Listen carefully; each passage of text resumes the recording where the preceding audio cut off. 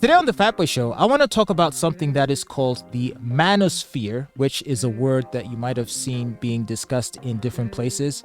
At least when the media discusses it, it is cast in mostly a negative light. But nonetheless, it's a force for sure where men are congregating to discuss their issues on the internet. Really, that's a loose definition of the Manosphere, the corner of the internet where men gather to discuss their issues. Now, throughout history, it's been considered normal for women to gather and discuss their personal gripes in their dealings with men. It is celebrated. Movies have been made about such themes. Oprah Winfrey became a billionaire because she launched a show in which she specifically would invite women to discuss all of their annoyances with men. And it's okay. But oh my, should men one day decide to get together to talk about their issues with the ladies, then you have a huge problem. Then the shaming starts. And we are called toxic and we're called misogynist. So men aren't allowed to improve their situation and their standing with women, whereas women are allowed to deliberate on all of their issues to their heart's content. Well, thankfully, the internet has created an environment in which men, if they choose to, can anonymously participate in these sorts of discussions so that shaming wouldn't work. You see, if I sat down with a couple of my friends and decided, let's talk about this, yeah, there's a chance that I could be shamed. An eavesdropping lady could swing by and say, why are you talking about that? Why are you whining and complaining about ladies? But if you go to an online forum or you go to a YouTube channel and you're discussing it among people of similar, of your same sex, men, and of similar backgrounds and similar experiences, then there is room to discuss without fear of judgment. And that is what the internet has allowed men to do, hence the Manosphere. Now, there's several aspects to the Manosphere, and unfortunately, a lot of it gets lumped together. So what I like to do is to, at least from my own personal understanding, explain the different should I say factions of the Manosphere that are out there engaging in these conversations.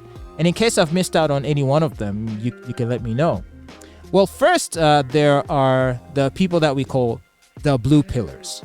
The blue pill, red pill analogy was made famous by the Matrix movie, in which, if you remember, Neo was given a choice by Morpheus to take either the blue pill and to forget that he was ever confronted with the realities of the world, and so that he can go back to the fantasy world of idealism, right? The fairy tale, Disney-esque notion of love, romance, relationships. Go back to believing that and carry on as usual and live your life. That's the blue pill. And the majority of men around the world, I would say, fall into that category. And then there's men that are called the red pillars. Those who have taken the red pill, which similar to what was shown in the Matrix, it's essentially a pill that takes you down the rabbit hole in which you'll encounter uncomfortable truths about the reality of relationships between men and women. Now, of course, that's where that gets interesting, because now that you've taken the red pill and you know what the real dynamics at play are between men and women, what do you do with that information? Then you have the PUAs, who use that information derived from taking the red pill to improve their chances of scoring, a sexual encounter with a woman. Understanding female nature allows them to employ tactics that will increase their chances of success, sexual success with a woman, either in terms of how they might present themselves, how they might dress, how they might speak, and how they might interact with a woman, how they might carry themselves. All of this can play a role in making a woman want to sleep with you, and understanding how she responds just from her hardwiring and from her biology can put you at an advantage. And that is what the PUAs, or the pickup artists, focus on. And then there are the people that are MGTOWs, men going their own way, which means men who have taken the red pill, understand what female nature is all about, and have decided that, after all, it seems like it's a bit too cumbersome. It's not going to be something that I spend a lot of time dwelling on, the whole dating thing. Certainly not marriage or cohabitation. As and when I encounter a woman that seems to be willing to fit into my life on my terms, I might deal with her in a limited capacity. But at the first sign of trouble, I'm going to let her know that it shall not be tolerated and I will continue being on my way. Essentially is what the MGTOW philosophy espouses. And I would say that there's a large contingent of people that fit into that camp. And then there are people that are called the INCELs, okay? These guys, INCELs. INCEL stands for involuntarily celibate. So people who would want to be in relationships, want to be sexually active with women, but are denied the opportunity to do so for reasons mostly related to their appearance. The incel community on the internet focuses a lot on looks and the degree to which a man's attractiveness and looks can determine whether or not he may be successful with women. For me personally, I do find that there's a lot of truth in what incels discuss. I don't see much to disagree with in their assessment of what might make a man attractive to a woman. Incels seem to believe that it is primarily related to looks.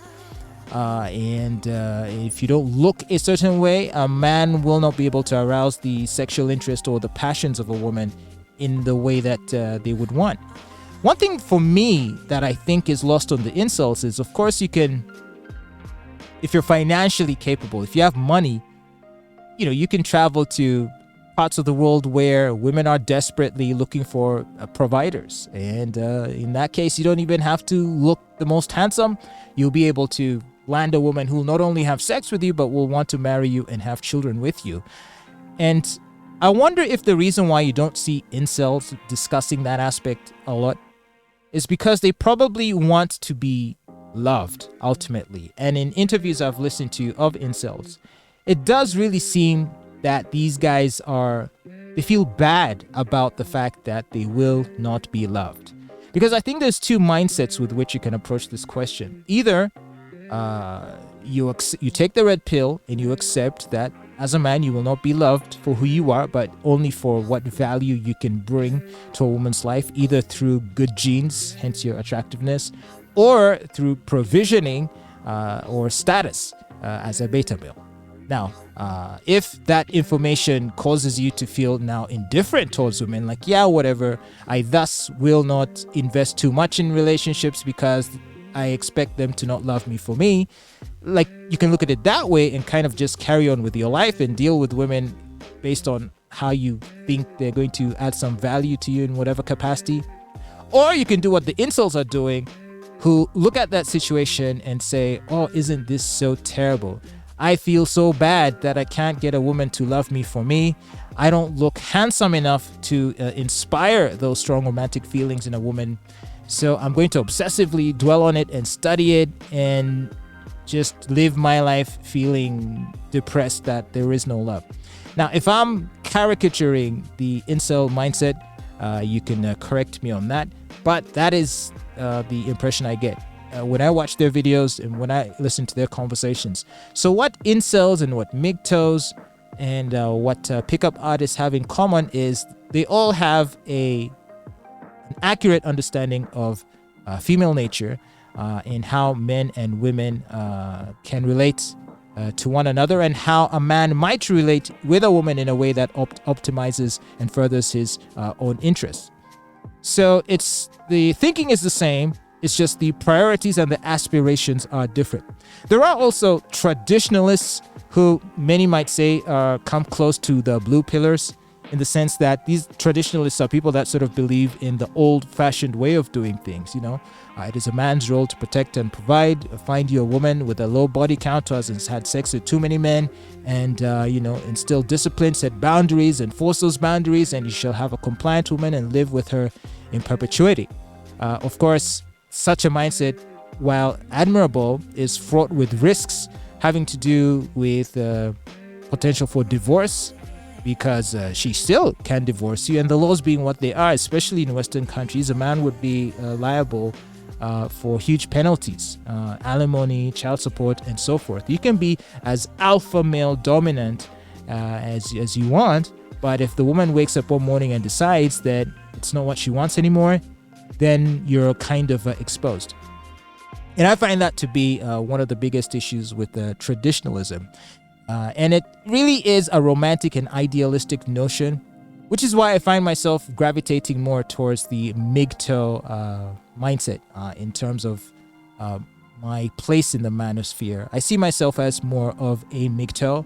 I do still get involved romantically with women, but having taken the red pill, I am able to manage my expectations better and understand aspects of her behavior and of any woman that I might deal with, and I would know what to do in such a situation, and I would know how to handle myself to not put myself at risk of either being exploited or heartbroken or a combination of both. So that, in a nutshell, is a quick summary as to what the manosphere is. Of course, you can imagine that it's not been met favorably by a lot of ladies who feel very threatened by the fact that men have this understanding of female nature. And so they've tried all things possible to get this kind of content banned from the internet. They will rush to the YouTubes and the Facebooks of this world and say it's all just misogyny and sexism and all this stuff. Every other day there's a flood of news articles decrying the manosphere, decrying Andrew Tate, who kind of has turned himself into a lightning rod of sorts for the manosphere. Most certainly the most prominent symbol of the manosphere, and yet even he, I don't think, would explicitly claim that he was part of the manosphere. He'd probably just say he's speaking for men who want to be men, and that's all very good. He is mostly a traditionalist in his thinking. He does a lot of Betamaxing, and that might sound funny as though I'm referring to that now obsolete video format. But essentially, he maximizes his beta male characteristics. I don't mean beta in that he's supplicating, but he amplifies the qualities of a man that would make him a better provider for a woman, because he's all about making money to attract the woman. So it is by flaunting wealth that he hopes to attract women. So how is he not thereby attracting women who want provisioning, right? And it all well and good if those are the women he wishes to attract, and he has sufficient personal qualities that would make him come across as charming, and he is a charming man, no doubt about that. So maybe he's one of those instances where the two aspects come together, where he is a high status provider and at the same time can be a dominant, confident male that can command the respect and thus attraction of a woman. But you've seen what they've been doing to Andrew Tate, going after him and to try to silence him. He now is rotting in a Romanian jail. All his attempts to get freedom bail have not been successful, and I'm meant to understand that he may have to complete a full 180 days, of which at this point he's probably spent 90 days in jail, so maybe another 90 days to go before he's granted bail, and that's, if that, who even knows what they might do in that Romanian jail to Andrew Tate. But I don't think the enemies of the male gender are going to be successful in silencing men as they discuss their various issues in the manosphere, because a lot of what the manosphere discusses is rooted in reality, uncomfortable reality, of course. We all grew up watching Disney movies and we thought that was what life and love was all about.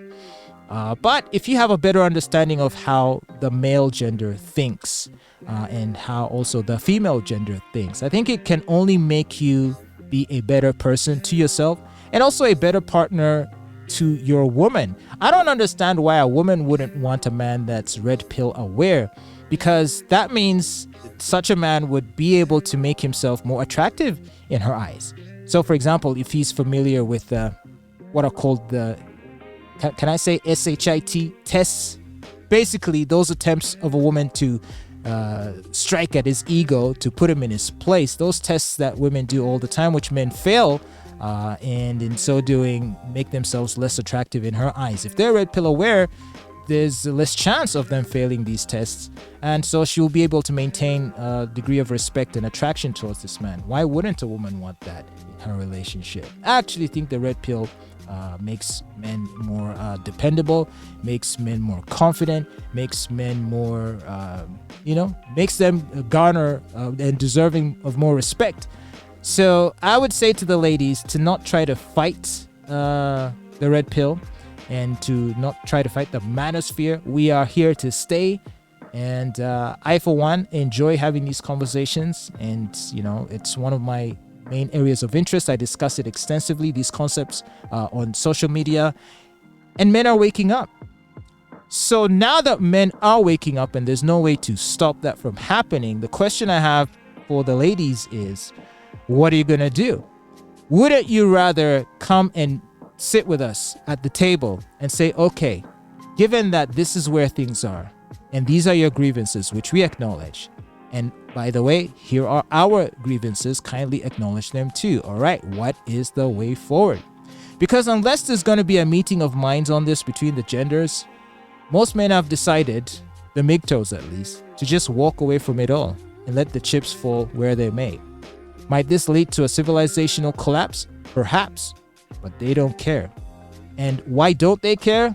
You've not given them a reason to. Why should men care for a world that denigrates them, that hates them, that despises them, that calls them oppressors? Why fight to uplift and maintain a civilization that sees no value in your existence? That is what the current feminist paradigm is doing to men. That needs to change, because if it doesn't change soon enough, then we're going to head into a very dark place. Keep listening to The Fatboy Show on RX Radio.